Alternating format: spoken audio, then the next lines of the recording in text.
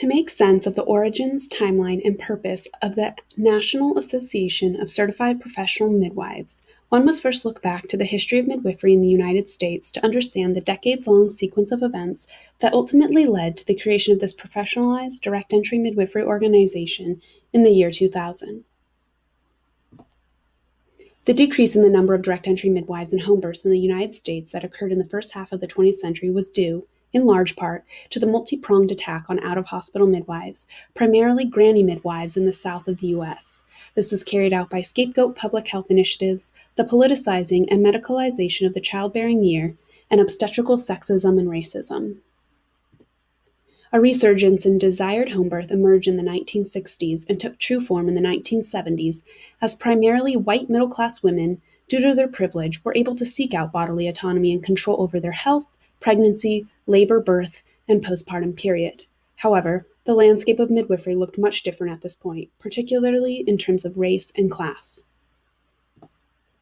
In 1982, the Midwifery Alliance of North America, MANA, was established after decades of midwifery grassroots movements. Midwives of all educational backgrounds were welcomed into MANA. By 1986, MANA had developed the first national certifying examination and registry of midwives.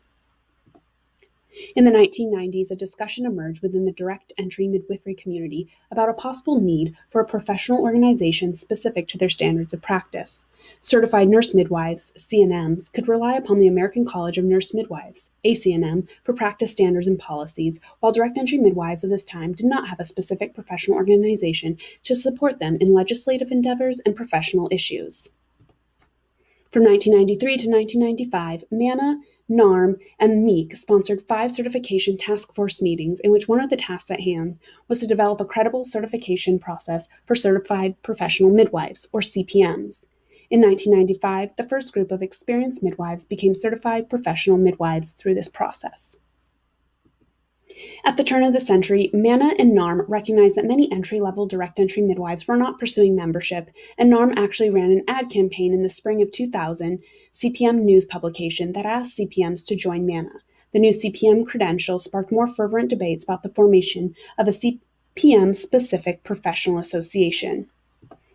At MANA membership meetings, the topic was brought up once again, and when CNMs and CPMs brought forward legislation in Massachusetts in 2000 to form a midwifery board to govern both groups of midwives. While CNMs were able to cite ACNM practice standards, CPMs lacked this ability. This further exemplified the need for a national CPM association. The culmination of these events led to the formation of the NACPM in 2000. For the first 10 years of existence, Joanne Myers-Seco, a member of the original task force team that established CPM standards and who was a founding member of MEEK, states that the NACPM was quiet, slow, and feeling the way forward to find a place in the overall system of direct entry midwifery. In many ways, tension was high between the different midwifery organizations at the beginning of the 21st century in the United States. MANA and NARM felt they were already doing what they thought the NACPM was formed to do. Therefore, they were not particularly supportive of this new organization in its early years. Resentment brewed and persisted for some years. When healthcare reform talk was reignited at the federal level, NACPM saw their opportunity. Leadership dug deep into healthcare reform in the years leading up to Barack Obama's election. The leaders of NACPM sought out advisors. From this experience, 2 salient points became clear to the NACPM leadership. One being that collaboration and coalition of midwives was important for their future success, and the second was a realized awareness of what they did not know about national politics and legislation. As a grassroots movement, historically, this shift from local to national recognition meant that CPMs were embarking in uncharted territories. In 2009, the NACPM launched the Midwives and Mother in Action campaign, MAMA campaign, which was a collaboration of MANA, NARM, MEEK, Citizens for Midwifery, and the International Center for Traditional Childbearing. The goal was to work toward amending the Social Security Act to mandate Medicaid reimbursement for CPM services. When the Affordable Health Care Act passed in 2010, NACPM was able to achieve some national-level recognition so that licensed and certified midwives working in licensed birth centers could receive reimbursement for their course of care with eligible clients. NACPM looked to the International Confederation of Midwives and their standards as a possible way to unite the different kinds of midwives in the United States, to follow a common standard and encourage an alignment. It was thought that ICM standards may be a way to bridge gaps in knowledge and unite CPMs and CNMs.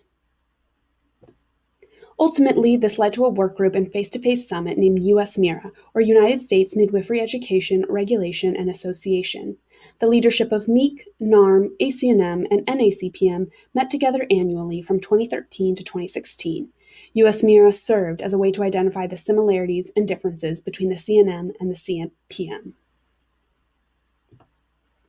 USMIRA eventually led to the ACNM viewing NACPM as a sister organization, an amazing feat in and of itself. A consensus was made at USMIRA among the leaders of the different organizations that an accredited education pathway to midwifery licensure was optimal for furthering the national recognition of midwifery.